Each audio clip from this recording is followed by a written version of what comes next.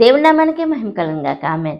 మహాతండ్రి కృపలో చూశారండి, ఈ యొక్క దేవుడి వాక్యం, ఈ యొక్క దేవుని మార్గం, దేవుని యొక్క పరమ పురివాసుడు, ప్రాణమిచ్చిన దేవుడు ఎందుకు మనకి రోగంతో ఉన్న, పాప రోగంతో ఉన్న, నాశనపు రోగంతో ఉన్న ఈ యొక్క అపవాది యొక్క విషయం నుంచి మనం విడుదల నుండి స్వస్థత నొందాలి హృదయం.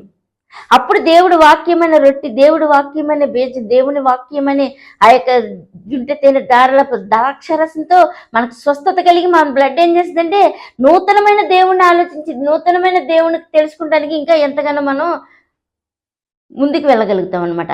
అయితే ఇదే ఈ లోక విధానం స్వస్థతను అందలేదనుకోండి, రేపు ఆయన ఏం చేస్తారు, మనం ఏం చేస్తుందంటే ఈ లోక విధానంతో ఎంత బాగుంది, అది బాగుంది, ఇది బాగుంది అని అనుకుంటే ఇక్కడే ఉండిపోతాం.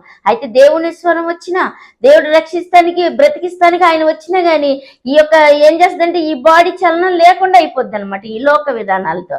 అయితే అప్పుడు ఆయన యొక్క జయం ఏమైపోతుంది, జయమేమైపోతుంది, పొందుకున్న వారికి ఇంకా ఎవరున్నారా అని వారికే వెళ్ళిపోతా ఉంటుంది. ఈ వాక్యానికి విధేయులే ఆయన యుద్ధకు వచ్చి స్వస్థతనుంది, ఆయనలో బ్రతకగోరువాడు ఎవడైనా ఉంటే ఆయన రక్షించబడి ఆయన పాదాల చెంతకి వెళ్ళిపోయి ఆయన నిచ్చినెక్కి ఆయనతో ఉండే భాగ్యాన్ని సంపాదించుకునే వారాన్ని అమృత భాగ్యాన్ని పొందుకుని హాయిగా ఉంటాడండి. ఆమె